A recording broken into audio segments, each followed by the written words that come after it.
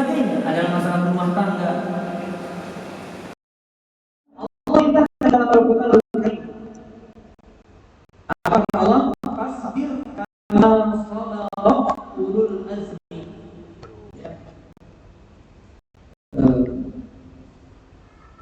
Sebagaimana yang Allah firmankan di dalam surat Al-Ahqaf ayat yang ke-35, ayat terakhir ya, surat Al-Ahqaf.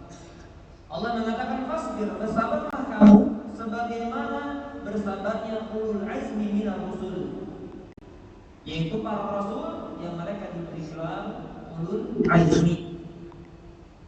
Jadi yang perintah bersabar, teladannya siapa? Teladannya adalah ulul azmi, yang mana ujian yang Allah timpakan kepada mereka jauh lebih berat. Gak akan sama dengan ujian yang kita hadapi. Kenapa?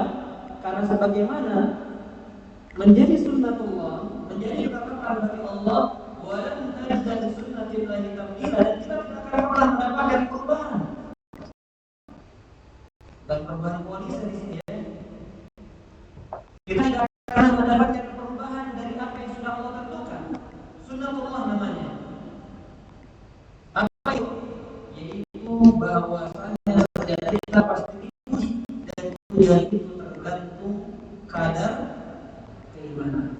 Maka lihat ulul azmi, mereka sanggup kenapa? Karena hebatnya, tingginya dan mereka, sehingga ujian yang Allah timpakan kepada mereka lebih dibandingkan yang lainnya.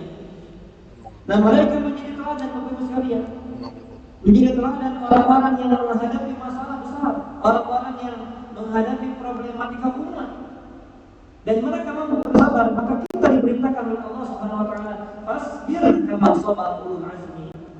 Bersabarlah karena ulul azmi minar rusul, mereka bersabar menghadapi permasalahan-permasalahan. Dan di antara majelis kali akan diangkat pada kajian kita pada adalah Nabi Musa alaihi salam. Dan kita tahu Bapak sekalian, Nabi Musa adalah nabi yang diutus kepada orang yang paling pangkal, orang yang paling durhaka di atas bumi ini. Siapa?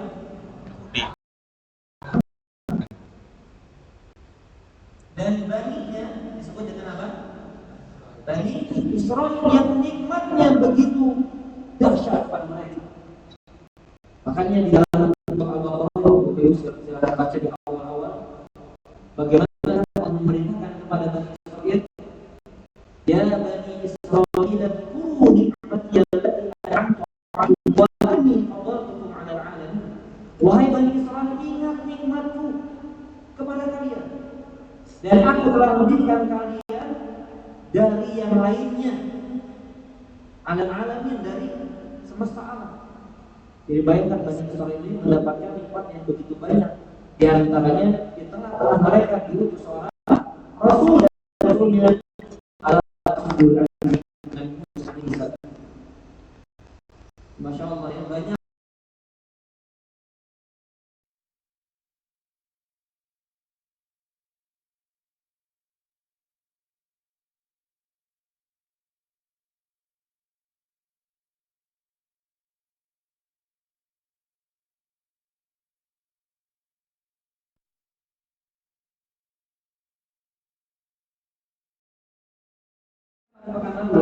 Ibu-ibu yang mendapati misalnya suaminya, dan masuk ke saya, Ustaz, saya punya permasalahan dengan suami. Saya sering bilang, apakah seperti Fir'aun suaminya? Nggak Fir'aun banget kan? Ustaz, benih-benihnya ada, benih-benihnya.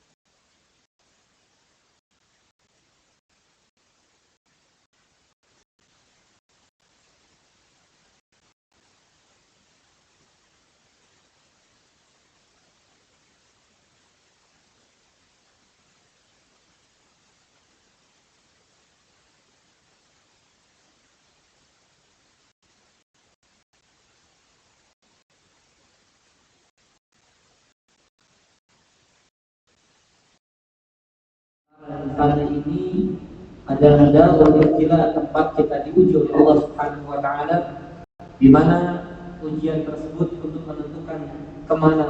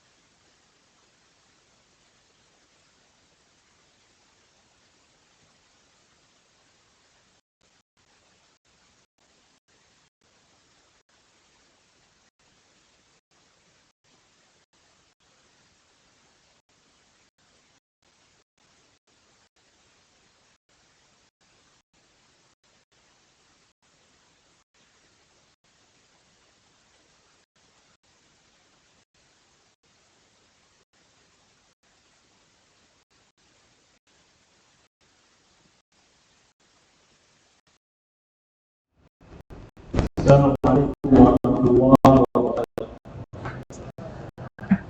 Alhamdulillah,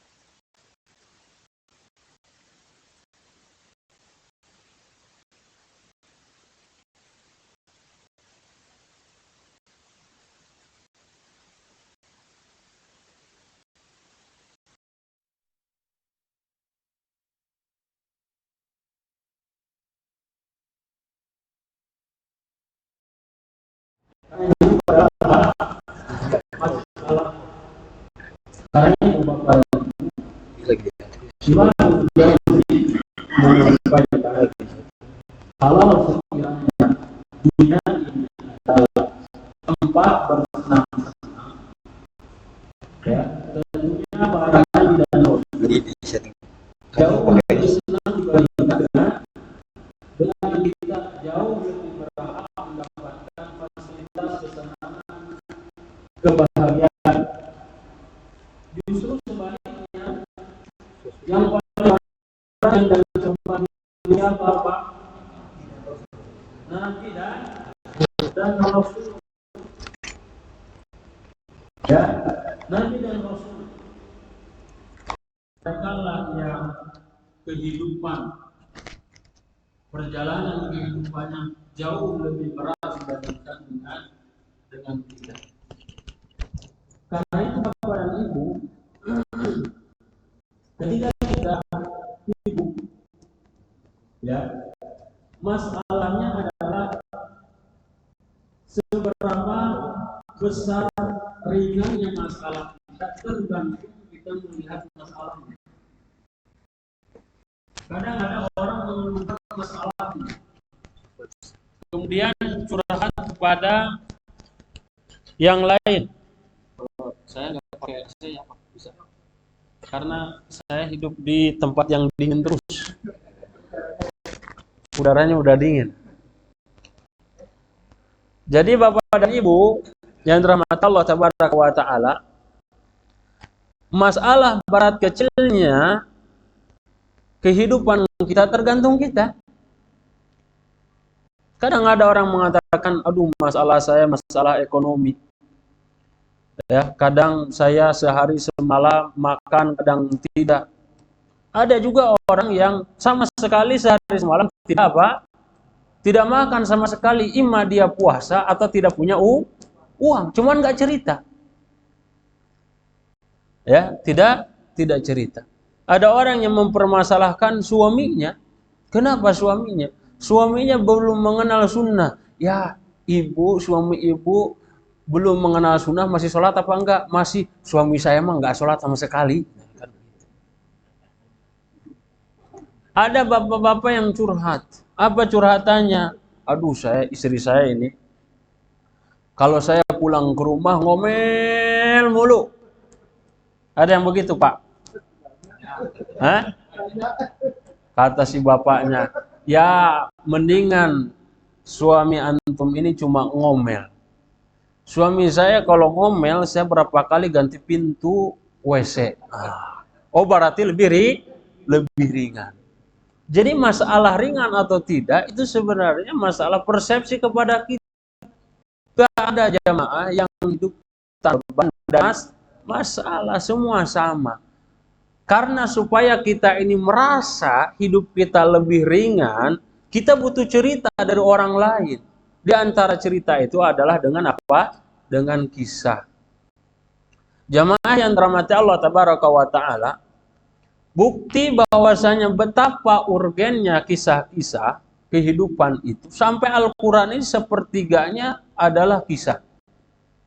Ada dalam Al-Quran nama surat kisah-kisah. Nama suratnya apa Pak Bu? Kalau ada yang bisa jawab boleh pulang langsung. Apa Pak? Al-Qasas tuh. Kisah-kisah. Ya. Jadi Rasulullah SAW dari mulai yatim sampai beliau itu wafat, tidak sepi roda kehidupannya dengan kisah-kisah. Ya, ketika disebutkan Rasulullah SAW, alam yajidka yatiman fa'awa, engkau ini yatim, kemudian Allah yang mengurusnya. Ada juga nanti dikisahkan kepada Rasul itu bagaimana masa lahirnya Nabi Musa tidak seindah, tidak sebaik bagaimana Rasulullah lahir. Itu ketika lahirnya. Nanti ketika sudah besarnya, Rasulullah SAW diceritakan bagaimana masa kanak-kanak menuju dewasa dengan kisahnya Nabi SAW. Tidak sebagaimana kehidupan Rasulullah SAW. Nabi Yusuf lebih perih. Ketika juga sama, ketika sampai wafat tidak kurang dari kisah-kisah yang disebutkan. Dan mengkaji kisah, kajian-kajian kisah di dalam Al-Quran lebih enak. Anak-anak senang gak kisah? Senang. Tapi jangan dongeng. Komo dongeng nama sakadang kuya jeung sakadang monyet. Wah, Nggak ada apa? Nggak ada referensinya. Remaja, nasehatin remaja, enaknya pakai apa? Pakai kisah. Diomelin, diceramahin mulu anak-anak. Nggak bisa. Tapi kalau kisah, padahal kisahnya apa? Kisah dia juga. Cuman kita buat dikisahkan. Di sana ada pemuda nakal sekali. Padahal yang nakalnya siapa? Dia gitu. Orang tua apalagi orang sepuh senang nggak sama kisah? Senang sampai tunuh-tunuh yang hunjar sabari naon nangkarak enak. Nah, kisah ini memang Masya Allah.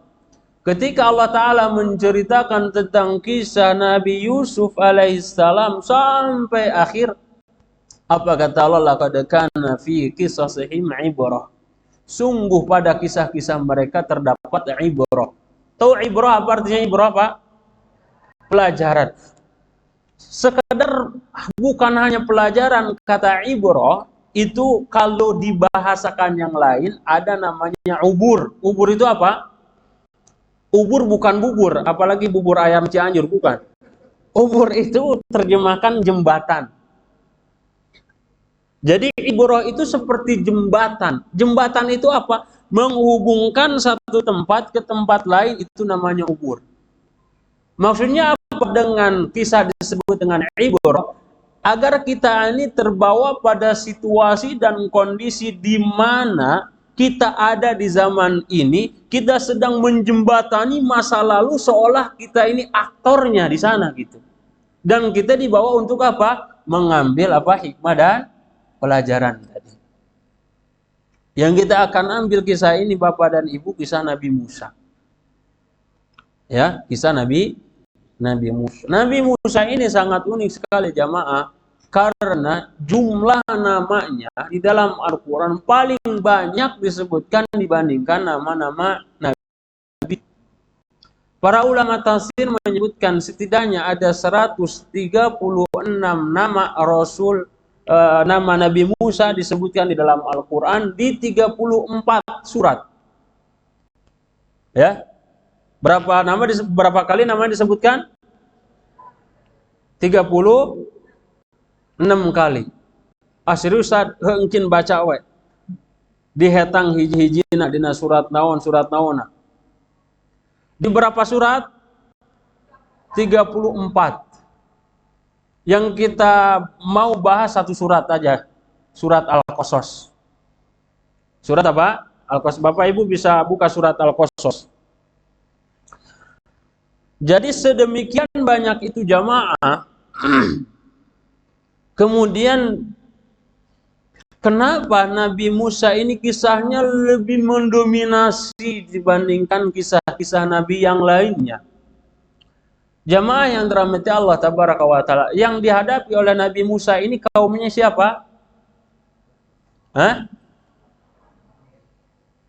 Yahudi apa Nasrani? Saya nyebutnya Bu, Nasrani apa Yahudi? Nama lain dari Yahudi itu apa? Israel itu siapa, nama siapa? Nama Yakub. Bani artinya apa? Anak. Banyak kisah Nabi Musa sebagai panduan bagi Rasul dan umatnya untuk menghadapi siapa? Orang Yahudi. Orang Yahudi sekarang masih ada apa enggak? Masih ada. Perang terakhir paling dahsyat itu sama siapa? Bukan Ukraina sama Rusia ya. Tapi menghadapi siapa? Yahudi. Dan kebanyakan Rasul menerangkan tentang bahaya tasabuh itu kepada siapa? Yahudi. Sekalipun kebanyakan ada pada kaum Nasrani, tapi kaum Yahudi itu lebih banyak. Ini sebagai panduan. Nah, Bapak dan Ibu yang rahmati Allah Tabaraka wa Ta'ala, kisah Nabi Musa ini lengkap semuanya. Bahasanya tentang apa? Kalau Nabi Yusuf lengkap, ya ahsanal qasas, tapi dalam satu surat saja. Tapi Nabi Musa ini dalam banyak surat. Tadi berapa surat? 34. Jadi kalau ditanya sama cucu, sama siapa, tadi bahasanya apa? Kisah Nabi Musa, disebutkan beberapa ayat atau surat, 34, nah ada jawaban. Ya, gitu. Baik, kita bahas dalam surat Al-Qasas dulu. Tadi Al-Qasas artinya apa? Kisah-kisah. Apa bedanya kisah sama sejarah, Bapak dan Ibu? Bu, apa bedanya kisah dan sejarah? Hah? Al-Quran itu bahasanya kisah bukan sejarah. Hah? Itu urgennya adalah hikmahnya, bukan sekedar pengetahuannya. Sejarah itu lebih serat pengetahuan, knowledge-nya. Lahir di mana, tempatnya di mana, kapan, dan lain sebagainya. Kisah itu tidak mesti, karena itu Al-Imam Ibnu Katsir menyebutkan banyaknya nama, tempat yang tidak banyak disebutkan di dalam Al-Quran karena memang tidak penting. Kahfi yang ditemani oleh apa? Ustaz, anjingnya anjing model apa? Anjing si kicik apa, anjing apa? Nggak perlu, pokoknya anjing. Ya, Ustaz, Ashabul Kahfi itu guhanya guha Pamijahan, guha atau guha mana? Nggak perlu. Yang penting guha. Ya. Nah, jamaah yang rahmati Allah tabaraka wa taala, ada juga nama tempat yang disebutkan seperti Yathrib, Mekah, disebutkan. Memang penting untuk disebutkan. Ya. Baik Bapak dan Ibu yang rahmati Allah tabaraka wa taala, di awal dalam surat Al-Qasas Allah taala mengatakan, "Natlu 'alaika min naba'i Musa wa Fir'auna bil haqqi liqaumin yu'minun." Allah taala akan menceritakan tentang naba. Naba itu kata para ulama disebut surat An-Naba. Kenapa? Karena beritanya urgen, beritanya besar. Anin nabin azim. Jadi bahasa Arab itu kalau menyebutkan kata itu sudah selaras dengan situasi dan kondisinya. Jadi Allah min naba'i Musa, tentang kisah Nabi Musa dan Fir'aun. Kisah ini apa? Berita ini bil haqq. Memang betul ada kisah-kisah dalam Al-Quran itu bukan fiktif. Ini terjadi. Bagi siapa? Liqaumi yu'minun. Pelajaran yang akan diambil adalah milik orang-orang yang beriman. Jadi bukan hanya sekedar kisah, tapi kita ingin menambah keimanan dari kisah-kisah itu.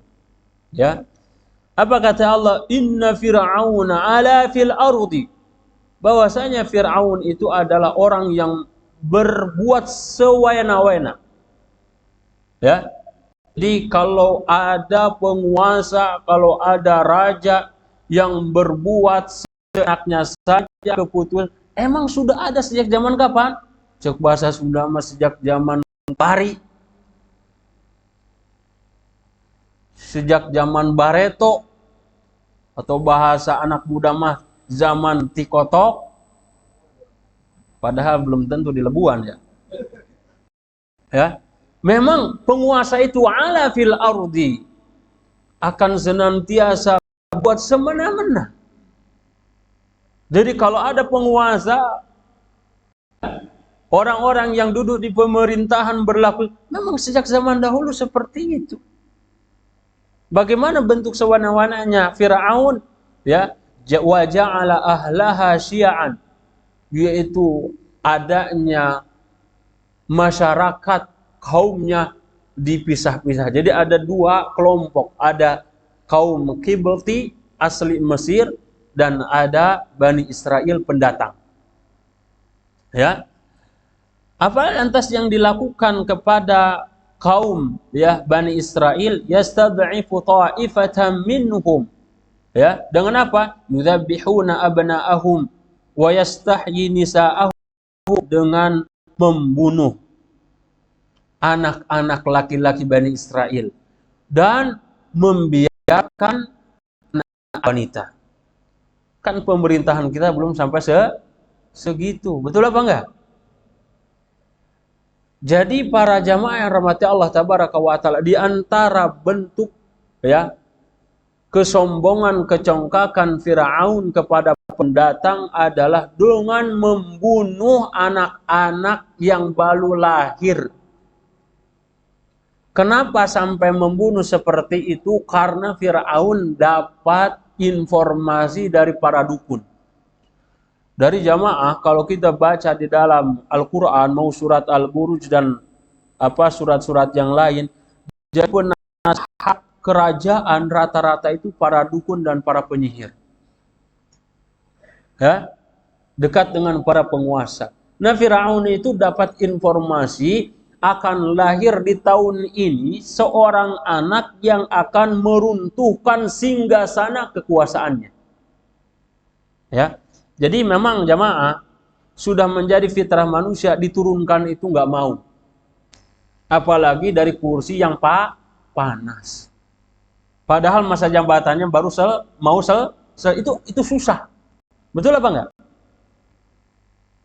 Nah, Firaun ini ketika mendapatkan informasi membuat satu keputusan, ya, keputusan presiden menyampaikan bahasanya gitu.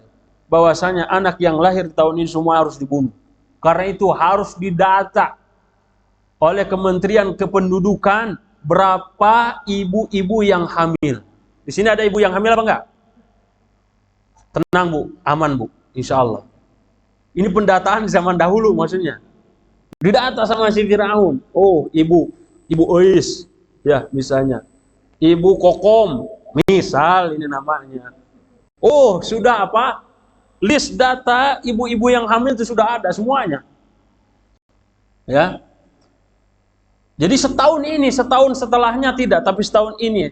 Supaya apa? Tidak punah. Kenapa? Karena Fir'aun tun butuh terhadap Bani Israel yang dipekerjakan di Mesir. Kibti itu, Egypt adalah penduduk aslinya. Nah, Nabi Harun lahir setelahnya. Lalu Allah mengatakan innahu kana minal mufsidin, sungguh Firaun dan bala tentaranya membuat kerusakan di muka bumi. Jadi jamaah yang rahmati Allah tabaraka wa taala berbicara tentang kecongkakan, ya, kediktatoran, penguasa berbuat sewana-wana terhadap warganya, terhadap penduduknya, itu sudah terjadi di zaman dahulu. Ya, karena itu kata Imam Ahmad bin Hanbal, di tengah cambukan pemerintah khalifah saat itu, ya, ditanya, apa yang harus dilakukan wahai Imam? Apa kata Imam Ahmad? Doa. Doa untuk siapa? Untuk penguasa. Lau anna li da'watan mustajabah la sarraftuhu 'alal imam. Kalau saya ini punya doa yang mustajab, maka saya akan doakan siapa? Pemimpin. Kenapa? Karena kalau pemimpin kita doakan baik, keputusan-keputusannya akan apa? Baik. Kebijakan-kebijakannya akan maslahatnya buat siapa? Orang banyak. Udah mah pemimpinnya tidak baik, doanya makin baik apa makin buruk? Makin buruk. Prinsip Ahlussunnah wal Jamaah mendoakan pemimpin. Ya, seperti itu. Allah tabaraka wa taala menjelaskan di dalam Al-Qur'an, "Wa nuridu an namunna 'alal ladzina stud'ifu fil ardi wa naj'alahum a'immatan wa naj'alahumul warithin." Begini jamaah. Hebatnya Al-Qur'an, ketika kisah ini akan dijabarkan secara lengkap, tenang. Bahwasanya Allah akan memberikan anugerah terhadap orang-orang yang lemah tadi, terhadap orang-orang yang dibantai, diintimidasi, dibunuh anak-anaknya itu, an-namunna, diberikan anugerah. Anugerahnya kan kadang-kadang orang lagi susah, kapan nih dapat pertolongan ini? Saya udah doa, kerja sudah rajin, sholat duha kadang maksimal 12 rakaat, tika ayeuna miskin kene. Kadang gitu gak? Betul gak Pak? Ya gak? Saya udah doa kepada Allah Zat Asy-Syafi, yang maha menyembuh. Tapi panyawat mata rotap we ayah. Sembuh asam urat, asam lambung kena. Asam lambung, asam urat, cager, kolesterol. Kadang-kadang begitu ya. Kembali kepada prinsip hidup adalah masalah. Ya. Jadi jemaah yang rahmati Allah, tenang bagi orang yang lemah, Allah akan berikan kemenangan. Wala aqibatu lil muttaqin. Kapan? Kalau kita berada sesuai garis yang Allah tabaraka wa taala tetapkan. Dan bukan hanya diberikan anugerah, wa naj'alahum a'immatan. Allah jadikan mereka sebagai penguasa di muka bumi ini. Baik jemaah rahmati Allah tabaraka wa taala. Kemudian apa? Wa numakkina lahum fil ardi wa nuriya fir'auna wa haman wa junudahuma minhum ma kanu yahdharun. Ini akan meruntuhkan orang-orang yang lemah itu sehingga sana kekuatan Fir'aun dan Haman. Jemaah, Fir'aun itu dalam surat Al-Fajr disebutkan Fir'aun itu bukan kuat di Fir'aunnya saja, tapi bala tentaranya itu loyal luar biasa. Ya. Jadi kalau yang lain itu biasanya penguasanya, tapi Fir'aun wa junudahuma dan bala tentaranya itu loyal. Kenapa disebutkan Haman? Karena Haman ini masih keluarga Nabi Musa. Haman, ya jamaah, ini orang pinter. Kisah Firaun itu kan lengkap tadi, ada Haman, ada Qarun dan lain sebagainya. Ini masing-masing yang memiliki kecongkakan, kesombongan, penyimpangan yang berbeda-beda yang dihadapi oleh Nabi Musa. Ya, tapi apa? Semuanya akan lenyap ketika munculnya siapa? Nabi Musa alaihissalam. Tatkala densus penduduk itu sudah ditetapkan, data listnya sudah diketahui, bahkan HPL-nya sudah didata. Oh, tadi siapa? Bu Kokom, HPL-nya tanggal 29 September. Bu Eis, Bu Julaiha, sudah ada. Datang pasukan Firaun dan bala tentaranya itu ke rumahnya siapa? Ibunda Nabi Musa. Ya. Sudah apa? Sudah dijaga. Ketika saat genting seperti itu jamaah di kondisi ya ibu hamil itu sekarang harus ada tempelan di rumahnya itu dari kebidanan itu. Tenang, di sini ada ibu hamil. Mohon maaf Pak, yang sering ngomel ke istrinya, kalau istrinya lagi hamil, tolong ngomelnya nanti ditangguhkan. Tunggu sampai apa? Sampai lahiran ya. Supaya apa? Ibu hamil itu harus tenang dia. Ya. Nanti kisah kehamilan itu ada kisahnya Maryam, luar biasa kondisinya dan sulit dirasakan dan dibayangkan bahkan digambarkan oleh bapak-bapak. Karena nggak bakalan ngalamin. Ya nggak Pak? Apa kata Allah tabaraka wa taala di saat pasukan Firaun dan bala tentaranya sudah berada di pintu rumahnya ibunda Nabi Musa. Kalau lahiran bayi itu nangis apa tertawa? Hah? Antum ingat Pak? Hah? Terdengar nggak? Oh masih terdengar. Justru kalau nggak nangis itu bingung. Ya. Apalagi tertawa, kan? Menyelisih kebiasaan. Apa kata Allah tabaraka wa taala di saat genting seperti itu? Wa auhayna ila ummi Musa. Auhay di sini diilhamkan kepada ibunda Nabi Musa. Ketika sudah lahir an ardi'ihi. Kalau sudah lahir kemudian pasukan Firaun itu datang menyergap rumahmu an ardi'i. Perintah pertama, susui dulu oleh kamu. Fa idza khifti alaihi, kalau kamu dirasa sudah takut, benar-benar takut dan sudah masuk ke bala tentaranya, falqihi fil yam. Perintah yang kedua, apa itu? Engkau falqihi itu kalau bahasa terjemahnya ya lemparkan, maksudnya letakkan itu si bayi di atas apa? Hah? Di atas air, di sungai Nil. Wala takhafi wala tahzani, kalau sudah dihanyutkan jangan takut, dan jangan khawatir.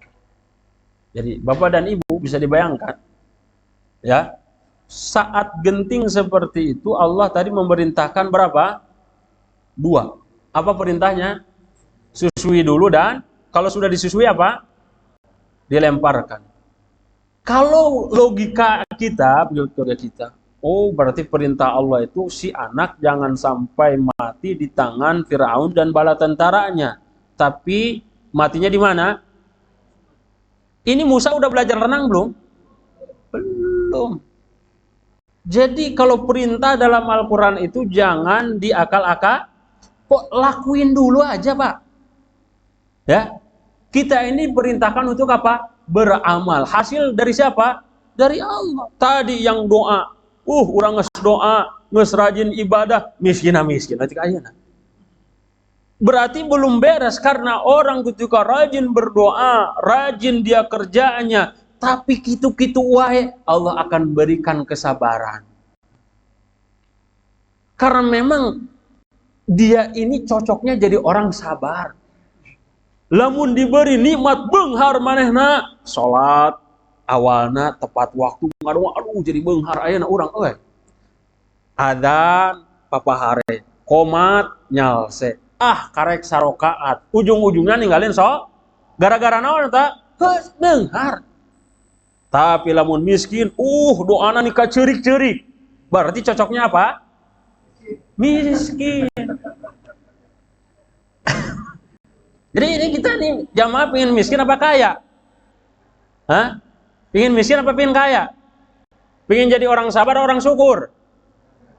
Orang asad hayang mah lahir ti jelema beunghar, tampan, cantik. Kemudian apa? Kaya raya, sehat walafiat heuda. Naon beunghar ari geringan mah? Beunghar jag-jag. Siapa yang enggak mau seperti itu? Tapi ada orang yang seperti itu. Jadi dia harus diujinya dengan apa? Syukur. Dan itu milik orang-orang yang beriman, yang Rasul sabdakan, ajaban li amril mu'min, inna amrahu kullahu khair. Sungguh menakjubkan orang yang beriman itu semua perkaranya menjadi baik. Dikasih musibah, sabar. Dikasih rizki, syukur. Itu konsepnya. Prakteknya ripuh. Kumaha prakteknya? Labun teu ngaji. Tapi kalau ngaji kan kita punya apa? Antibodi keimanan yang meningkat. Lanjut. Ketika masa genting, kebayang nggak itu? Baru lahir, didatangi misalnya pasukan, ya angkatan laut, angkatan darat, ada dengan lengkap dengan senjatanya ngadapin ibu yang barulah lahir. Kata Allah tabaraka wa ta'ala, an ardi'i, susui dulu. Ibu-ibu, mohon maaf ini. Permasalahan kenakalan anak saat ini adalah belum selesainya masalah menyusui. Bahkan Imam Ibnu Qayyim dalam kitabnya, ya, Tuhfatul Wadud fi ahkamil maulud, beliau menyimpulkan di antara anak nakal itu tidak selesai apa? Menyusui. Apalagi kalau sudah jadi bapak-bapak, ini masih nakal. Solusinya harus apain? Oh, bukan. Jadi masalah menyusui. Negara kita ini aturannya sampai dirubah. Berapa lama sekarang cuti menyusui kelahiran? Aturan negaranya sudah 3 bulan. Awalnya seminggu. Konsep dalam Islam itu menyusui itu berapa lama? Berapa? Haulaini kamilaini liman arada an yutimma rodoa. 2 tahun. Coba aja Pak selidiki, bahkan Amerika itu menggelontorkan dana untuk riset masalah menyusui. Orang mah tinggal di apa? Diimani saja. Barat itu ingin meriset kenakalan itu dimulai dari mana, sehingga mereka menyimpulkan masalah menyusui. Segenting kondisi ibunda Nabi Musa ini, sebelum kau lemparkan, harus dapatkan susui dulu. Apakah ibu-ibu segenting itu sekarang meninggalkan menyusui? Bu, cuti ya lebih lama lah anak-anak. Karena Ibnu Qayyim mengatakan kenakalan tidak selesai itu masalah menyusui. Anda pernah ikut seminar di Jakarta tentang menyusui oleh seorang mahasiswa S2 di Amerika. Dia bahas cuma masalah selesaikan menyusui itu, ibu-ibu. Cuma gitu doang. Ya. Selesaikan itu menyusui itu. Dan menyusui beda dengan ngasih susu. Paham enggak, Pak? Hari bapak-bapak dikasih susu apa nyusu? Ya. Jadi menyusui itu transfernya bukan hanya air asinya, tapi kasih sayangnya, anak nyaman. Ya, coba Pak, anak baru lahir diayun sama bapak sama ibunya beda apa sama? Beda. Kadupak saeutik bapak mah ceurik, saha ieu? Tapi sama ibunya kadupak nana nyalsel ta orok. Kenapa? Karena tempat ternyaman bagi seorang bayi itu di ibunya. Maksudnya di ayat ini, jika segenting kondisi ibunda Nabi Musa tadi didatangin oleh para bara tentara aja sempat tuh menyusui, ya masa kita ini apalagi diganti sama apa? Susu kerbau. Diganti sama susu sapi, diganti sama susu domba, ngomong nah gitu. Ya. Jadi tolong diselesaikan ibu-ibu. Karena saya banyak kajian nih ibu-ibu nih yang ngaji. Ya. Jadi Allah memerintahkan sesulit apapun jangan lupa menyusui anak. Yang kedua nih, fa idza khifti alaihi, kalau engkau dalam kondisi takut datang fa'alqihi fil yam, lemparkan. Nah, ini sulit kalau yang ini nih. Kalau menyusui bisa. Tapi yang kedua perintahnya supaya nih si bayi dihanyutkan. Termasuk akal. Masuk akal enggak? Nanti banyak kisah-kisah di dalam Al-Quran itu tidak masuk akal jamaah. Karena bukan untuk diakal-akalin. Ini butuh untuk diiman. Butuh untuk diiman. Saya setiap bulan mengadakan pesantren lansia di Puncak. Yang daftar para lansia. Kalau gadis nggak diterima. Para lansia apa keluhan mereka? Banyak masalah-masalah. Dan di antara kehidupan saya ini banyak masalah memang ya di luar dugaan kita. Saya pernah Ustaz berobat ke sana kemari bahkan sampai Malaysia, sampai Singapura, ya nggak sembuh-sembuh. Sembuhnya apa? Cicing di lemur. Oh, cicing di lemur. Ya, saya ini stresnya tinggi karena apa? Kerjaan tuntutannya luar biasa. Orang tinggal begitu saja. Ya. Jadi jamaah yang rahmati Allah tabaraka wa taala, orang butuh ketenangan dan tidak ada ketenangan paling tenang kecuali beribadah kepada Allah. Sesulit apapun orang beribadah ya kepada Allah tabaraka akan tenang. Tapi dia kaya, mobilnya bagus, rumahnya bak istana dan lain sebagainya, tapi dia nggak dekat sama Allah, tidak jauh beda sama Firaun. Hatinya akan sesak, hidupnya tidak akan tentram. Jadi pengen benghar, bahagia, meninggal masuk surga atau apa Pak? Semua juga Kemudian kata Allah, wala takhafi, jangan khawatir, wala tahzani. Jadi kalau kata khauf di dalam Al-Quran, itu berbicara masa yang akan datang. Kalau al-huzn, itu masa lalu. Orang khawatir masa yang akan datang, akan sedih dengan apa yang telah berlalu. Maksudnya kepada ibunda Nabi Musa, kalau sudah dihanyutkan, sudah melaksanakan apa yang Allah perintahkan, kamu jangan khawatir tentang kondisi anakmu, dan kamu nggak usah khawatir masa depannya. Apa kata Allah tabaraka wa taala? Inna raduhu ilaik. Kami akan kembalikan kepadamu. Itu yang pertama balasannya. Yang kedua lebih canggih lagi. Wa ja'iluhu minal mursalin. Dan dikembalikan kepadamu, ia sudah menjadi seorang utusan Allah tabaraka wa taala. Di ayat ini jamaah memberikan kepada kita satu pelajaran bahwa lakukan dulu apa yang Allah perintahkan. Adapun hasil maka kita serahkan kepada Allah tabaraka wa taala. Saya didatangi oleh seorang jamaah, Ustaz, saya sudah meninggal. Saya sudah menikah 25 tahun, belum dapat momongan. Apa solusinya? Itu saya bukan dokter, tapi solusinya sabar dan terus apa? Berusaha. Ya, terus apa? Berusaha. Sampai salah satu pasangan ini kemudian meninggal, tidak dapat momongan. Si ibunya meninggal, si bapaknya menikah lagi, dapat anak. Artinya jamaah yang rahmati Allah tabaraka wa taala, setiap orang diuji dengan apa? Dengan keimanan. Dengan kemampuannya. Emang istri Rasul juga pada punya anak jamaah? Aisyah punya anak apa enggak? Tidak punya anak.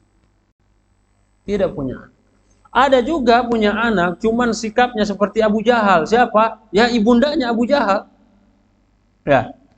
Jadi kita kan kepengen punya anak tapi soleh. Cuman kitanya kurang soleh. Jadi masalahnya di siapa? Ya di kita lagi masalah. Jadi Allah tabaraka wa ta'ala akan menjadikan Nabi Musa ini adalah seorang Nabi dan Rasul. Ketika sudah dihanyutkan itu jamaah oleh Nabi Musa, ternyata sungai Nil ini, ya kan luas sungai Nil itu. Ketika sudah dihanyutkan, masuk ke istana presiden. Masuk ke istananya Fir'aun. Kemudian dipungutlah, ya, diambil oleh orang istana, lalu diberikan kepada istrinya siapa? Fir'aun. Coba, selama ini nih orang Nabi Musa dihanyutkan supaya apa? Terhindar dari apa? Fir'aun. Ketika sudah dihanyutkan, ternyata masuk ke. Maksudnya begini, kadang kita sudah melakukan kata orang seperti ini, ternyata lebih parah. Kita pernah ngalamin seperti itu enggak? Katanya kalau asam urat misalnya minum nanas. Diminum itu si nanasnya. Sembuh asam uratnya, asam lambung kena. Betul enggak? Dia maksudnya begitu. Tapi kita tidak usah khawatir kalau kita sedang menjalankan titah Allah, kata Allah, irka'u wasjudu, ruku sujudlah, tapi kok masih seperti ini? Santai. Karena kenikmatan dunia itu sesaat, nikmat yang kita inginkan di mana? Di surga. Nabi Musa ini dihanyutkan oleh ibundanya. Ya, kalau sekedar mau dihanyutkan, tapi ibunda Nabi Musa enggak begitu. Lah tadi katanya dihanyutkan ini supaya menghindari kejaran bala tentara. Lah ini masuk kamarnya siapa? Fir'aun. Lebih ganas mana? Seolah-olah keluar dari sarangnya kucing, masuk sarangnya singa. Bisa kebayang nggak, Pak? Padahal siapa yang merintahin? Tapi Allah, innallaha la yukhliful mi'ad. Allah itu janjinya tidak akan pernah apa? Menyelisihinya. Tapi logikanya kan tadi logikanya udah nggak nyambung. Bayi harus dihanyutkan. Perintah siapa? Allah. Sudah dihanyutkan, ternyata bukan malah selamat, justru kemana? Masuk ke wilayahnya si Fir'aun. Apa katanya? Faltaqatahu alu Fir'aun liyakuna lahum aduwan wa hazana. Inna Fir'auna wa Haman wa junudahuma kanu khati'in. Lalu dipungutlah Nabi Musa itu. Diambil. Jamaah. Ketika diambil misalnya oleh ajudannya dan lain sebagainya. Namanya anak pendatang, anak asli dengan anak pendatang, anak pribumi, beda apa sama? Beda. Kibeti ini ya rupanya ya akan berbeda dengan Bani Israel. Misalnya Bani Israel pendatang bule lah. Orang-orang istana tahu nggak? Pasti tahu. Istana Firaun tahu. Lalu apa? Diserahkan kepada istrinya Firaun. Kenapa? Istrinya Firaun tidak punya anak. Lalu ketika sudah disodorkan oleh ajudannya kepada Asia, lalu sama Asia dibawa kepada si Firaun. Apa katanya? Wa qalat imra'atu Firaun. Istrinya Firaun mengatakan, qurratu ainin li walak. Anak ini disodorkan kepada si Firaun. Lalu istrinya mengatakan, anak ini akan menjadi menjadi anugerah, akan menjadi buah hati kita, akan menjadi pencerah kehidupan dan lain sebagainya. Kenapa? Ya anak keluarga yang tidak memiliki anak lalu memungut anak yang sangat tampan sekali. Qurratu ainin li walak. Menjadi qurratu ayunnya untuk istrinya Firaun. Dalam tafsir Ibnu Katsir disebutkan dalam kisahnya, qurratu ainin la amali fala. Kata Firaun, kalau untuk jadi pengindah pandangan untukmu iya, tapi untuk saya tidak. Kata siapa?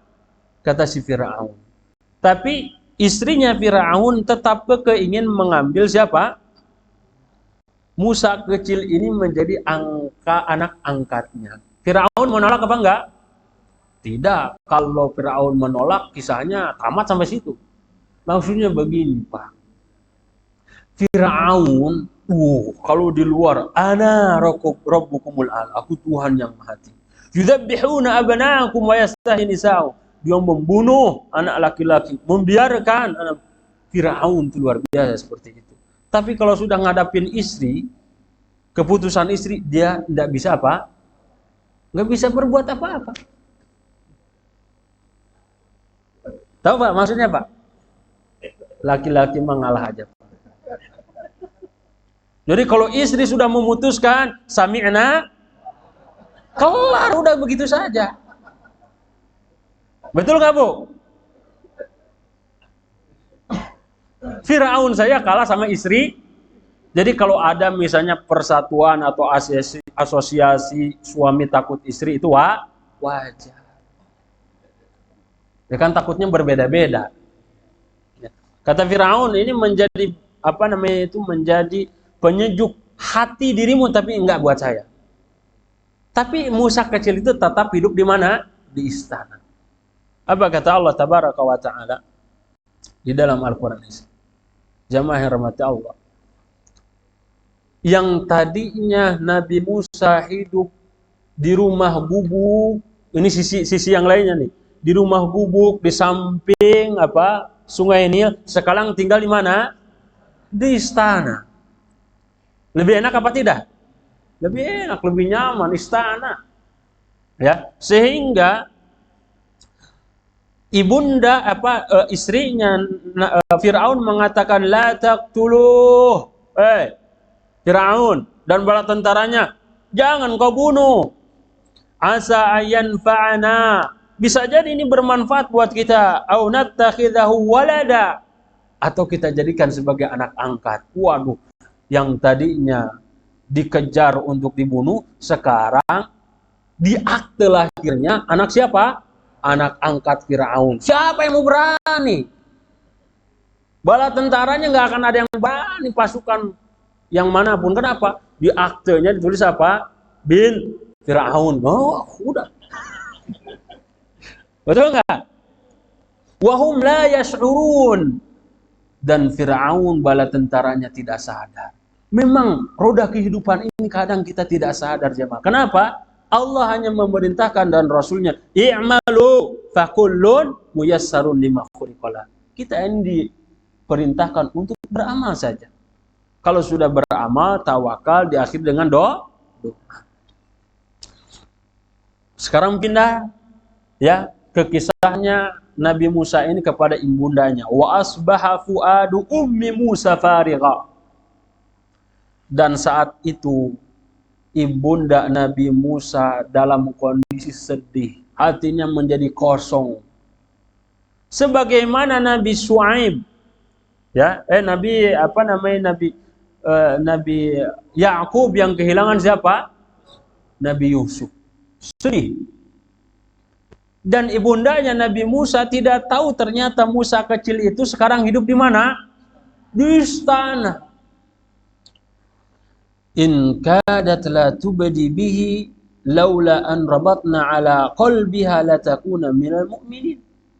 Saat itu jamaah rahmat Allah tabaraka wa taala, sekiranya ibunda Nabi Musa dan keluarganya tidak Allah tabaraka wa taala teguhkan hatinya, ya, teguhkan hatinya, maka dia akan apa? Akan berbicara, akan menginformasikan anak saya hilang dan lain sebagainya. Tapi apa? Ibunda Nabi Musa diberikan ketabahan. Artinya ketika sudah memerintahkan, sudah melaksanakan perintah Allah, kita ini tinggal meneguhkan saja hati kita. Harus apa? Tegar dengan kondisi dan situasi bahwa tidak ada yang terjadi di muka bumi ini kecuali atas izin Allah tabaraka wa ta'ala. Kemudian ibunda Nabi Musa memerintahkan, ya, kepada anaknya yang perempuan, wa qalat li ukhtihi qussihi, coba kamu kejar. Ya, bayi itu sampai mana? Fabasurat bihi an junubin wa hum la yash'urun. Ketika sudah melihat, oh ternyata dia larinya kemana? Ke istana Fir'aun.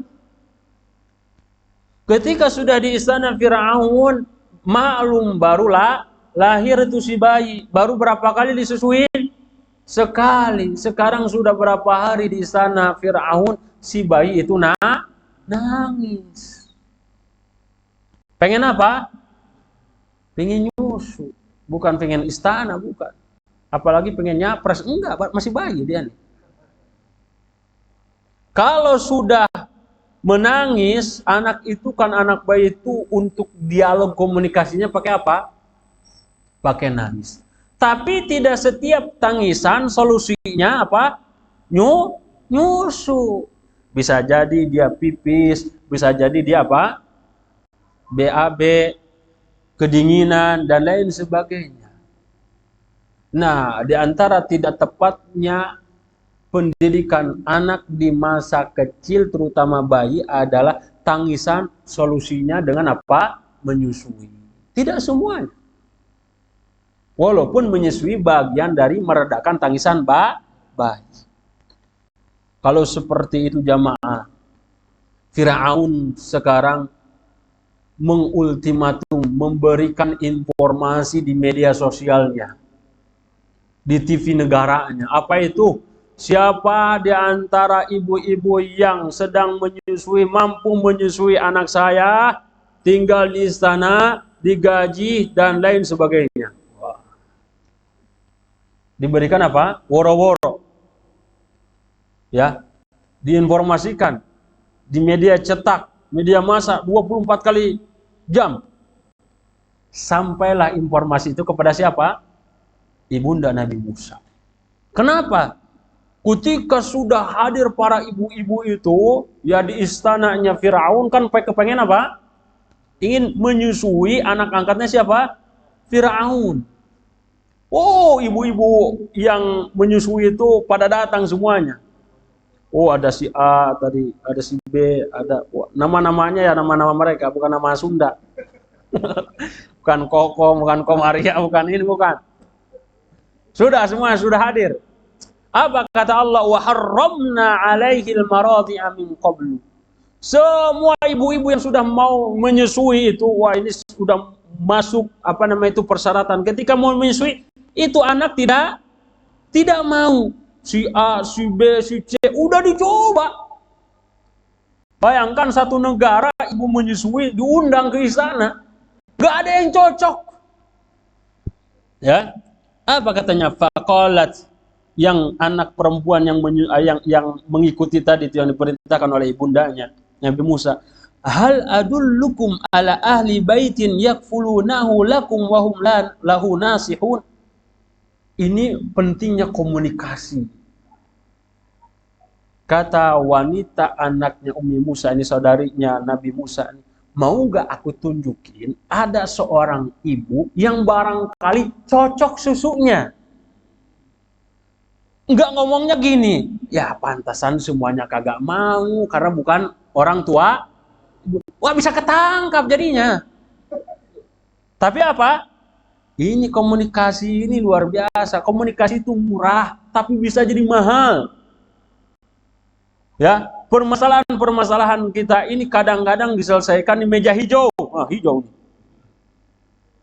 Padahal bisa kita selesaikan di meja makan. Nggak kan sampai anak kan? Ngomong, wah ini masalahnya apa? Rasul komunikasi luar biasa. Ini anak ini luar biasa. Maukah aku tunjukkan nih ahli baitin yaquluna, ada keluarga yang mungkin bisa mengcover tuh apa kebutuhan si bayi itu. Ya boleh, kata si istana itu. Oh boleh, coba aja karena yang lain itu sudah pada nggak mau. Dicoba oleh Nabi Musa. Plek. Ingat gak Nabi Musa? Oh ini saya kayaknya pernah ngerasain ini. Yang apa? Yang sebelumnya. Kapan? Sebelum apa? Dihanyutkan ketika di putihnya itu disodorkan plek. Ah cocok. Wah ketemu kata Nabi Musa. Ibunya kata bisa ibunya. Jadi pas disuwi langsung nyambung. Langsung tenang Musa kecil itu. Apalagi ibunya lebih tenang lagi. Yang tadinya gubuk jadi istana, setiap bulan rekening jadi gendut. Kenapa? Digaji. Lihat jemaah. Masalah itu mau lihat sisi masalah apa solusinya? Bapak dan ibu yang sedang bermasalah, halo Pak, Bu, punya masalah apa enggak? Ya kelihatan sih. Jadi masalah kita ini tinggal cara pandang kita nih. Masalah ini ingin jadi peluang atau tidak? Saya ini penggembala domba, kambing, tukang domba. Ya. Kadang risih ada kotoran domba. Tapi pakar kotoran domba fulus. Ketika domba itu kencing, ketika domba itu BAB, itu seolah-olah lembaran dolar. Karena beda apa? Beda cara pandang. Saya sebagai tukang domba, aduh kotorannya tolonglah. Ya. Tapi kalau yang pakar bidang kotoran domba, apa itu? Oh, fulus tuh. Sama gak masalahnya? Sama kotoran domba. Yang satu itu apa? Masalah, yang satu solusi. Jadi ibu dan bapak masih mau bawa masalah apa solusi? Bu, jadi kalau ada solusi, aduh suami saya ini banyak masalah. Ya ibu juga sama. Suami yang mengatakan istri saya banyak masalah. Padahal bapaknya lebih banyak masalah. Tinggal cari selesaikan masalah dengan masalah. Hah? Selesaikan masalah dengan solusi. Jangan menyelesaikan masalah dengan masalah. Lanjutkan Pak. Atau sudah selesai Sat? Oh masih. Jadi Masya Allah, apa kata Allah? Faradadnahu ila ummihi kay taqarra ainuha wa la tahzan wa li ta'lamu anna wa'dallahi haqqun walakinna aktsarahum la ya'lamun. Kata Allah, kami kembalikan kepada ibundanya agar menghilangkan rasa sedihnya dan agar ibunda Nabi Musa tahu bahwasanya janji Allah itu apa? Benar. Tapi sayang kebanyakan orang tidak tahu. Kebanyakan orang tidak merasakan. Karena orang itu selalu merasakan bahwasanya kaya adalah kebahagiaan, miskin adalah kesengsaraan. Betul apa enggak? Orang kadang berpendapat bahwa sehat adalah keindahan, kesenangan, sakit adalah penderitaan. Betul enggak? Padahal kacamata agama tadi, sakit itu Pak Bu, ya, akan menggugurkan dosa tanpa harus taubat. Maksudnya apa kata para ulama? Bisa jadi kita ini punya dosa tidak tembus dengan istighfar kita. Tidak tembus dengan taubat kita. Memang ini harus dihilangkan dengan apa? Penyakit. Jangan sampai begini. Wes gering, teu boga duit, teu sabar, teu salat. Waduh. Kita mah pengen apa? Di dunya hasanah, wa fil akhirati wakina, kan konsepnya begitu. Tapi melihat kehidupan para penduduk surga ternyata tidak seindah yang kita bayangkan. Ini Nabi Musa nih ceritanya seperti ini. Baru lahir sudah dipisahkan dengan ibundanya sudah gelisah, kemana anak saya. Tetapi kalau kita membenarkan janji Allah, melaksanakan perintahnya, tawakal, Allah balas. Jadi sekarang ibunda Nabi Musa di mana? Musa di mana? Enak gak? Belum tentu. Ada begini. Ada orang yang hidupnya di istana tapi itu bisa sare. Kapan sare? Harus minum pil tidur baru. Kita lagi kajian yang hunyar, nyandar, langsung nikmat gak Pak? Betul nggak? Ada jamaah lucu. Memang tidur paling enak itu ketika kajian. Nggak apa-apa hadir. Antum ngantuk tidur, hadir di kajian. Karena Rasul mengatakan fakum, bangun, kalian diampuni dosa-dosanya. Jadi nggak apa-apa. Tapi itu lihat dulu ustadznya. Ada ustadz yang ketika kajian tidur, wah antum nih bangun. Padahal baru kajian, mung deh aing ngaji di nyamaah. Baik Bapak Ibu yang dirahmati Allah tabaraka wa taala. Walamma balagha ashuddahu wastawa atainahu hukma wa ilma. Ketika Nabi Musa kecil ini hidup di istana dan dia sudah mencapai akil balik. Wastawa balagha ashuddahu, kata para ulama di sini berselisih pendapat. Apakah tamyiz balik karena rata-rata balagha ashuddahu itu sudah usia sudah 30 sampai 40. Wastawa atainahu, dari sini bisa dilihatnya itu. Dia sudah mulai cakap. Di usia 40 itu kecakapan setelah hukman wa ilman, bijaksana dan punya ilmu. Para nabi dan rasul rata-rata diangkat usia 40 tahun. Bahkan Imam Ahmad bin Hambal menikah usia 40 tahun. Jadi kalau ada jamaah 31, 34 belum menikah, jangan ditanya kapan menikah. Takdir belum merestui, bisa jadi boleh. Mungkin dia ingin menikahnya usia 40 tahun. Sebelum 40 tahun sudah meninggal. Tamat ceritanya. Baik jemaah. Atainahu, kata Allah. Allah berikan hukma, bijaksana. Wa ilman, dan punya. Jadi bijaksana dari pengalaman dan ilmu harus dipadukan, Pak. Orang sepuh itu lebih bijaksana. Anak muda, wah, seperti gas. Kalau orang tua seperti rem. Maka harus diseimbangkan. Saya ngurus yayasan 3 lintas generasi.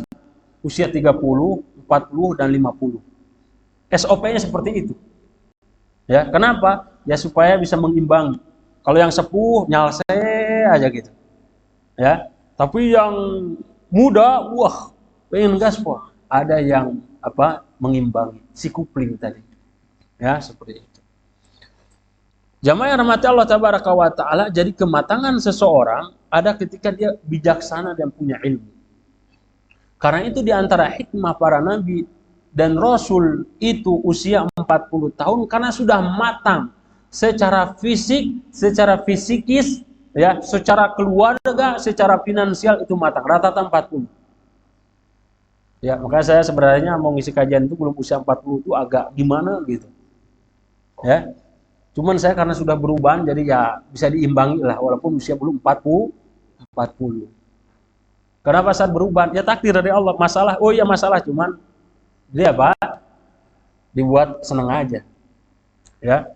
Jadi jamaah yang rahmati Allah tabaraka wa taala, Nabi Musa alaihissalam ketika sudah besar seperti itu, maklum sekarang sudah dewasa dan orang-orang tahu dia itu anaknya siapa? Firaun. Jadi ketika di jalan, ketika kemana-mana, tahu nggak ini anaknya Firaun? Tahu. Ya, di sini nggak ada yang nggak kena anaknya presiden, betul nggak? Pada kena anak presiden. Kenapa? Ada terus di layar kaca. Ya. Apa kemudian wadakhala al-madinata ala hini ghaflatin min ahliha fawajada fiha rajulaini yaktatilani hadha min syi'ati wa hadha min aduwi. Ketika di siang hari di masa sebagai mengatakan hini ghaflatin ya ba'da zuhur. Artinya di siang hari lah. Kemudian Nabi Musa ini mendapati ada dua orang yang berantem. Satu dari kabilahnya Bani Israel, yang satu dari apa? Musuhnya itu suku apa? Kibati. Ketika sudah berantem seperti itu, yang satu minta tolong, fastaghathahu alladhi min syi'atihi. Minta tolong yang dari Bani Israelnya itu kepada Nabi Musa. Ya, fawakazahu Musa faqadha alaihi. Ketika minta tolong, lantas Nabi Musa fawaqaza, para ulama, dorban syadidan, dipukul langsung mati. Satu kali pukulan jamaah. Itu yang dimaksud usia balagha asyuddah, secara fisik, secara mental, secara fisikis itu mapan di usia 40 tahun.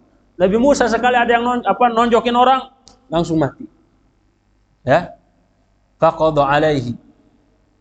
Cakap enggak jamaah? Pakai jurus apa itu? Ya. Qala hadza min amali syaitan. Innahu aduwwun mudillun mubin. Ya, ini pembunuhan ini tentunya apa? Keliru. Tapi jamaah, memang akan selalu ada sikap fanatisme kesukuan, itu pasti ada. Ya. Fanatisme kesukuan itu kadang-kadang itu sudah fitrahnya. Antum misalnya kemana gitu ya. Misalnya antum ke apa namanya itu, ke luar negeri ketemu sama orang Indonesia, serasa saudara, padahal kita dari Sabang, dia dari Merauke. Kalau di Indonesia belum tentu saudara. Kesukuan itu pasti ada. Kemudian Nabi Musa ketika melakukan dosa seperti itu meminta ampun kepada Allah Tabaraka wa Ta'ala. Qala rabbi inni dhalamtu nafsi. Artinya di sini jamaah bahwa di antara tanda kebahagiaan seorang hamba itu 3. Sebagaimana disebutkan dalam Qawaidul Arba. Ya. Idza betuliya sabara, kalau diuji dia apa?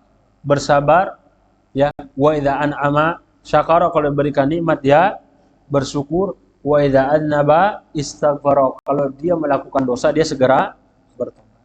3 itu kata penulis ya, hadhihi tsalatsa unwanus sa'adah, menjadi tanda bahagia seseorang. Nabi Musa mengajarkan kepada kita ketika melakukan dosa segera bertaubat. Fa asbaha fil madinati khaifan yataraqab. Nabi Musa ketika melakukan pembunuhan dia merasa takut. Ya. Merasa takut. Sehingga jamaah terjadilah apa namanya itu perkelahian kembali.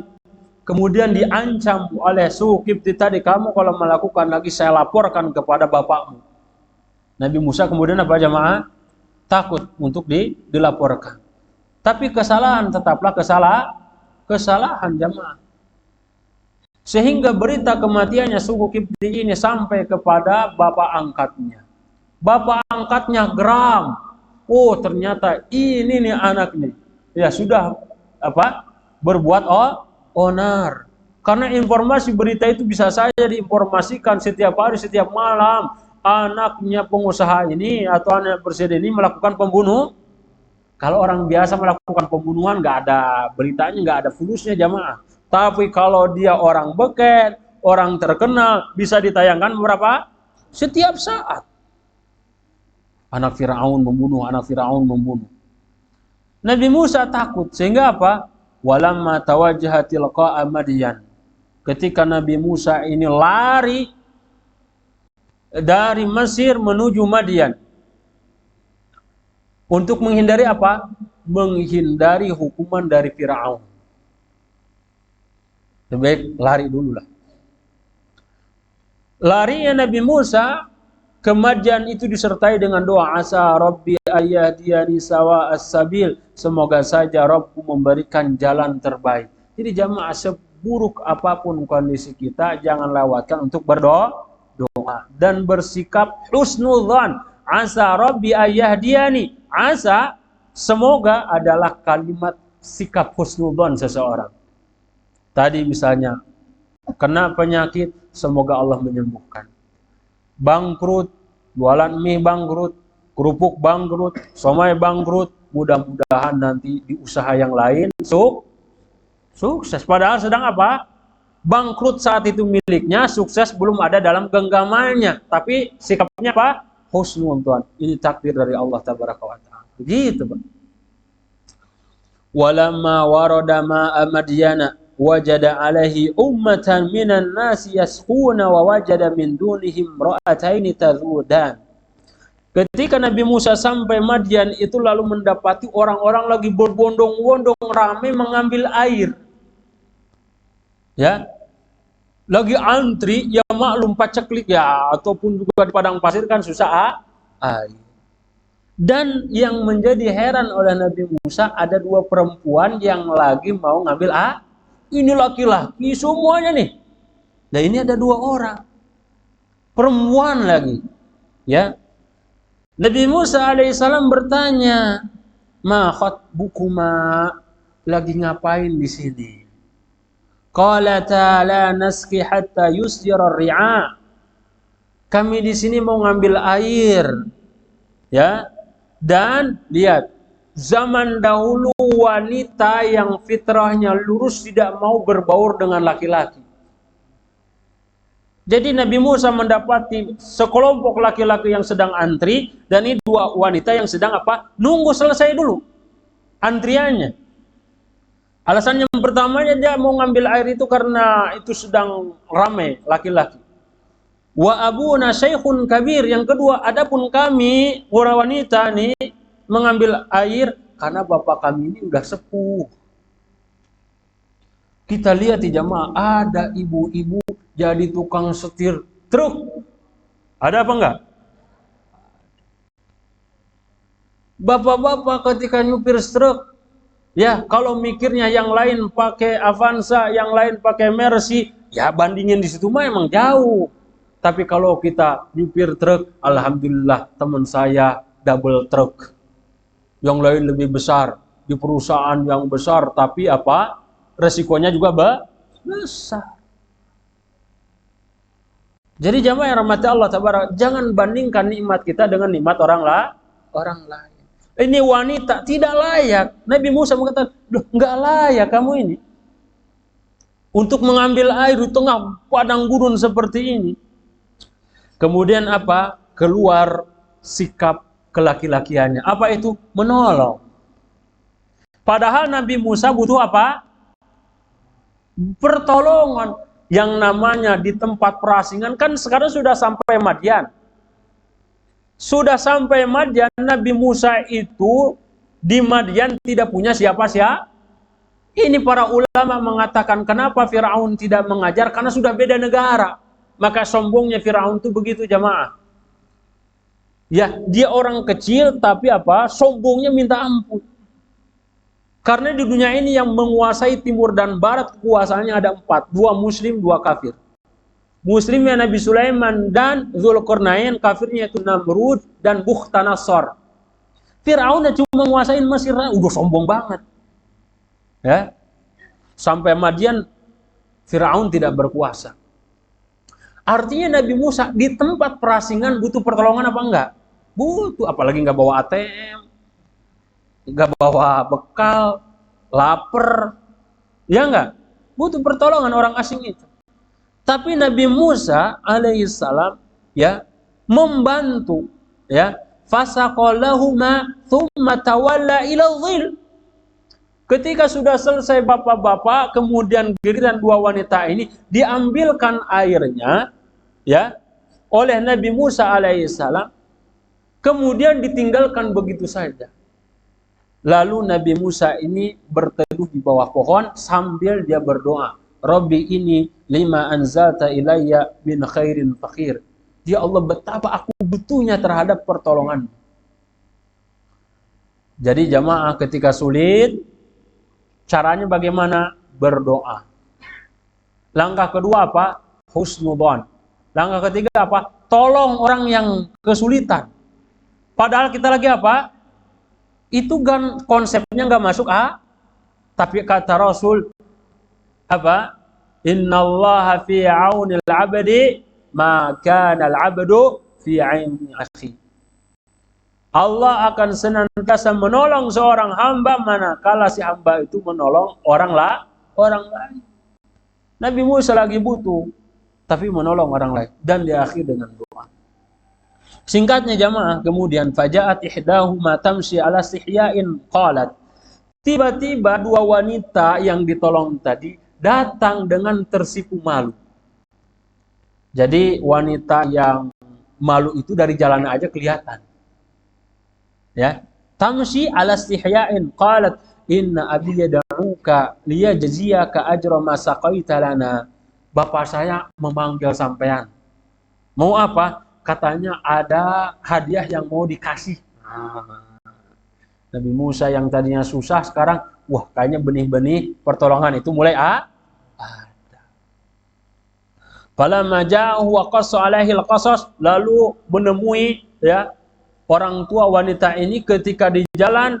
Nabi Musa jalan duluan, dua wanita ini di jalan di belakang. Padahal siapa Nabi Musa tidak tahu. Kalau mau ke kanan lemparkan batu ke kanan, kalau mau ke kiri lemparkan batu ke kiri.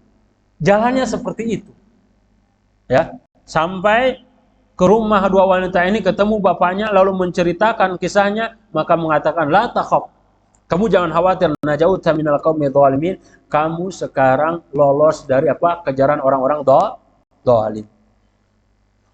Ketika dialog menceritakan seperti itu, tiba-tiba dua wanita ini mengatakan qalat ihdahuma ya abatista'jirhu. Wahai ayahanda, gimana kalau si pemuda ini kemudian kerja di kita? Ya.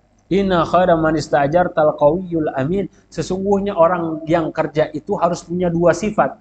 Qawi, profesional, amin, ama. Kadang ada orang pinter tapi pinternya korupsi, betul nggak? Kadang kita nemu orang yang saya ini punya dana investor, antum yang melaksanakan. Pinter dia usaha ini dan itu, tapi ujung-ujung hasilnya apa? Dirampok. Ada orangnya amanah, senyum dan tangisnya juga amanah, tapi nggak bisa ngapa-ngapain. Buat apa? Kita butuh orang yang qawi dan amin. Qala inni uridu an unkihaka ihda ibnatayya hataini ala an ta'jurani thamani hijajin. Ketika Nabi Musa ini sudah terlihat qawi, ya gimana enggak qawi? Jamaah satu tonjokan langsung mati. Gimana enggak percaya? Ya qawiyul amin enggak percaya karena ketika kedua wanita ini mengajak Nabi Musa untuk pergi ke rumah orang tuanya, Nabi Musa minta di depan, kedua wanita di belakang. Padahal secara realitanya orang yang tahu harusnya tidak. Karena itu kata Umar ibn Khattab, saya lebih baik berada di belakang singa dibandingkan di belakang wanita. Betul nggak Pak? Waduh, kalau di belakang wanita itu repot. Betul nggak Pak? Makanya habis kajian wanita nanti terakhir ya. Laki-laki duluan. Ketika sudah ketahuan qawiyul amin, maka si bapak ini meminta kepada Nabi Musa agar menikahi salah satu anaknya. Ya, karena Nabi Musa miskin, saya tidak punya mahar. Cara maharnya adalah dengan kerja 8 tahun. Jadi para pemuda yang saat ini tidak punya pekerjaan, tidak punya ini, mahar nggak punya, jangan khawatir. Yang penting punya keimanan, punya skill, qawi, amin, insya Allah. Coba calon mertua juga seperti itu. Jangan lihat anak muda sekarang dia tidak punya kerjaan ini itu, bisa jadi dia menjadi orang besar setelah nikah sama anak kita. Kata Nabi Musa, boleh juga. Ya, sudah dia dikejar Firaun, kemudian ketemu wanita cantik. Bapaknya juga memberikan kemudahan. Kalau nggak punya fulus buat mahar, pesta pernikahan, biar saya yang tanggung semuanya. Kamu kerjanya apa? Maharnya dengan kerja dengan saya. Kata Nabi Musa, boleh juga nih adiknya atau kakaknya. Saya kepengennya nikahin dua-duanya. Nikahnya apa? Pengen dua-duanya, nggak apa-apa lah jadi 10 tahun juga. Gitu. Dapat jadinya dua-duanya jemaah. Sampai sini selesai. Jadi ujungnya apa kesimpulannya? Nabi Musa dapat 2 istri. Udah sampai situ ya Bu ya. Wah, saya nanti diamuk sama ibu bisa sampai sini saya.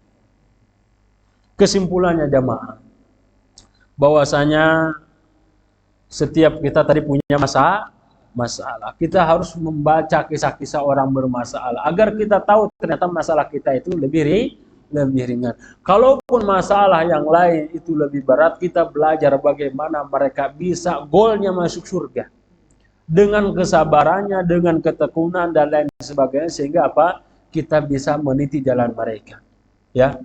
Jemaah, kisah Nabi Musa ini sangat panjang sekali, syarat dengan manfaat, bahwa kita lebih bagus untuk mentadaburi. Bapak-bapak, ibu-ibu bisa belajar. Bukan hanya ceritanya saja, tapi kita rasakan kita ada di posisi seperti itu.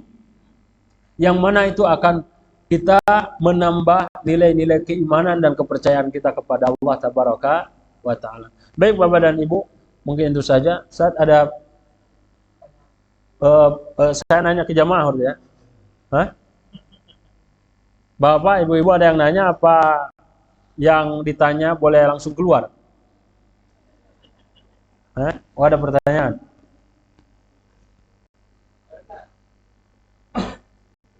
Ustadz, bagaimana cara meyakinkan diri kita atau menguatkan iman bahwa Allah sebaik-baiknya penolong dalam setiap masalah? Syekh Abdul Razak bin Abdul Muhsin Al-Abbad hafizahumullah itu mengarang kitab Ziyadatul Iman wa Nuqsanih, bertambah dan berkurangnya keimanan. Di antara tips agar meningkatkan keimanan dan include sudah semuanya adalah menuntut ilmu agama. Menuntut ilmu jemaah. Dengan menuntut ilmu maka orang akan diberikan kesabaran. Dengan menuntut ilmu, ketika dia musibah, dia diberikan sabar. Ketika dia diuji dengan kemudahan, kelapangan, dia akan bersyukur. Jadi Bapak dan Ibu, kita terus belajar. Semoga Allah Tabaraka wa Ta'ala memudahkan kita. Apa sih jaminan bagi orang yang terus belajar sekalipun sulit? Sahalallahu lahu bihi tariqan ilal jannah. Belajar itu akan Allah mudahkan jalan menuju mana? Surga. Kalau sudah jaminannya surga, inna sil'atallahi hiyal ghaliyah, pasti mahal, enggak mudah. Jamaah, saya bertemu sama orang, kerjanya dalam setahun 2 kali, Pak. Bahkan kadang sekali. Dalam setahun. Enak gak? Gajinya hampir 500 juta kalau dirupahkan. Antum mau nggak? Oh, siapa yang nggak mau? Cuma sekali atau 2 kali. Apa kerjaannya? Ngecek ya ke pedalaman lautan, saluran-saluran air, saluran listrik dan lain sebagainya. Itu kalau sudah ke dalam nggak sesuai SOP bisa meledak saat itu. Ya, berarti apa? Saya kalau sudah masuk ke sana, ya innalillahi wa inna ilaihi raji'un. Bisa saya kembali lagi, bisa tidak. Artinya sesuai itu dunia itu akan sebanding dengan apa? Keuntungan itu akan sebanding dengan resiko. Bapak Ibu invest 1 juta, keuntungan pin 1 miliar. Itu pasti bisnis bohong.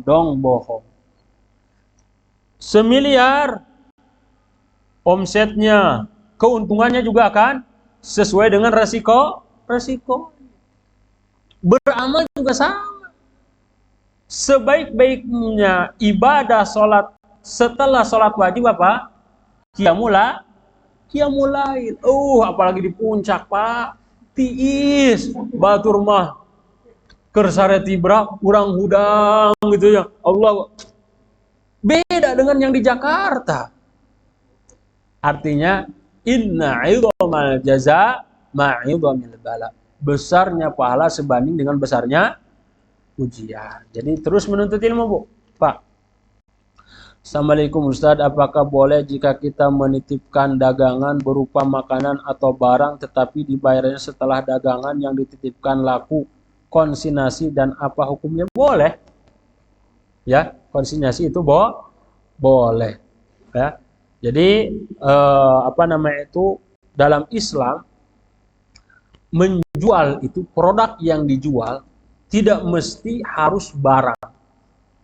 Karena kalau barang ada syaratnya, mausufatnya jelas, sifat-sifatnya bisa diserah terimakan, ya jelas harganya.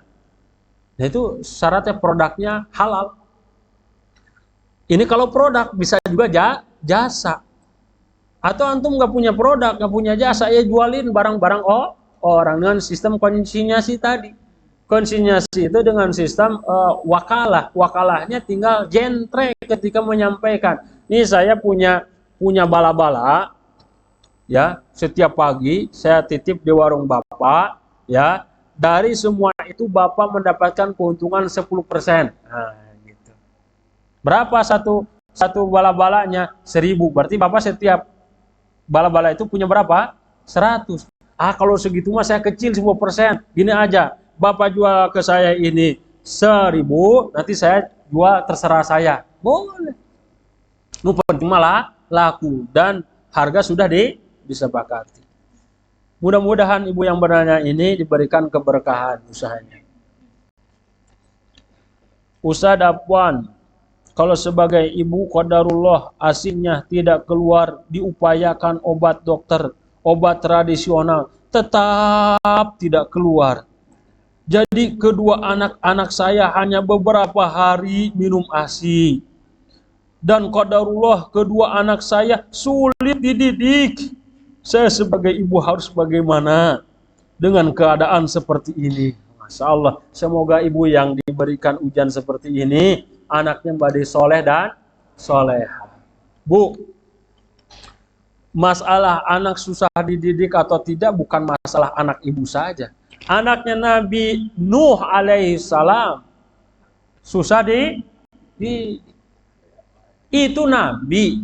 Kita bukan caranya bagaimana? Terus berjuang. Karena tidak ada investasi yang paling menjanjikan dunia akhirat melebihi investasi anak. Kita boleh invest perusahaan A, jualan B, ini dan itu gagal boleh, tapi jangan sampai gagal mendidik anak. Usahanya lancar, sampai meninggal juga luar biasa, tapi perusahaan nggak bisa ngedoain kita. Siapa yang bisa mendoakan? Kalau tetangga, inna ilahi wa inna ilaihi rajiun, Allahumma gfir lahu warhamhu wa'afu anhu, ketika sholat jenazah, setelah itu lupa. Betul nggak Pak? Siapa yang akan mendoakan anak kita? Anak kita nih, awaladin sholihin yad'ulahu. Caranya bagaimana? Caranya adalah berdoa kepada Allah Tabaraka wa Ta'ala. Berdialog dengan anak. Jadi kenakalan itu akan banyak faktornya. Bisa jadi karena dosa kita atau cara kita mendidik anak. Maka terus belajar, terus sabar. Imam Ibnu Jauzi diuji juga anak yang menjadi dambaannya mata wahaynya justru malah tidak soleh. Jadi yang diuji dengan anak itu banyak sekali Bapak dan Ibu. Tapi kita harus belajar dari mereka. Dengan nakalnya, dengan tidak kan nakal itu macam-macam. Ya. Kalau nakalnya sudah bertabrakan dengan syariat, tidak sholat, nah ini. Tapi anaknya misalnya kurang disiplin dan lain, kan tentu bertingkat-tingkat. Karena itu kita memohon kepada Allah terus, Rabbana hablana min azwajina qurrata a'yun waj'alna lil muttaqina imam. Terkait dengan ibu menyusui, kenapa Nabi Muhammad Sallallahu Alaihi Wasallam tidak disusui oleh ibu kandungnya? Disusui, Aminah, disusui. Cuman di zamannya orang Arab, di antara kebiasaan mereka itu mencari pesusuan. Maka itu Rasulullah SAW disusui oleh 3 wanita yang baik. Dan di sana ada wanita-wanita yang jasanya itu kerjaannya nyusuin anak orang. Salah satunya kabilah Bani Sa'ad, Halimatu Sa'diyah itu sekampung kebiasaannya kerjaannya apa? Nyusuin anak-anak orang lain. Ya. Dan boleh seperti ini. Jadi Nabi Muhammad SAW disusuin, ya, dan mendapatkan pesusuan yang sangat bagus sekali. Semua ibu yang menyusuinya juga masuk Islam. Apa ibrah yang diambil dari kisah di atas, yaitu kisah Nabi Musa, Nabi Muhammad tidak disusui. Apalagi Nabi Muhammad itu kisah di kota, ya, Mekah itu kota. Kampung Bani Sa'id itu 170 km, ya, di perkampungan. Dan hidup di kampung dengan di kota ada sisi lebih beruntung di kampung. Dari segi makanan, ini dulu ya, dulu belum ada kenal chicken, ya, hot dog, oh macam-macam sekarang. Wah, dulu mah kita kan, ya, kalau makan di kampung apa? Pete, ya, jengkol dan lain sebagainya. Dan masih apa? Masih tumbuhnya juga bagus. Kalau sekarang kan sudah rekayasa genetik sekarang banyaknya itu. Apalagi ayam, maka ada ayam geprek, ada ayam ngesot, ada udah macam-macam. Tapi kalau di kampung makanya ada ayam kampung. Nah, jadi tentunya memiliki kisah dan manfaat berbeda-beda, maka sampai sekarang apa ibaratnya? Seorang ibu, seorang ayah boleh mencari pesusuan bawi yang baik. Misalnya bersamaan nih ada saudara, dia orang alim, dia orang soleh, dia amanah, boleh itu. Dan nanti jadi saudara persusuan. Baik Bapak dan Ibu yang dirahmati Allah Tabaraka wa Ta'ala, mohon maaf atas segala kekhilafan, ya, atas segala yang kurang baik, ya, untuk didengar atau disampaikan, saya minta maaf. Mudah-mudahan Allah Tabaraka wa Ta'ala memberikan kepada kita ilmu yang bermanfaat, rezeki yang halal dan amalan yang diterima. Aku qouli hadza wa astaghfirullah li wa lakum wa lisairil muslimin fastaghfiru innahu huwal ghafurur rahim. Subhanakallahumma bihamdik asyhadu an la ilaha illa anta astaghfiruka wa atubu ilaik. Assalamualaikum warahmatullahi wabarakatuh.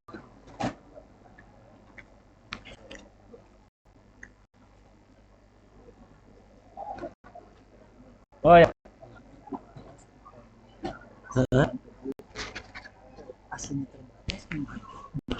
Enggak ada masalah. Iya. Dia bisa jadi karena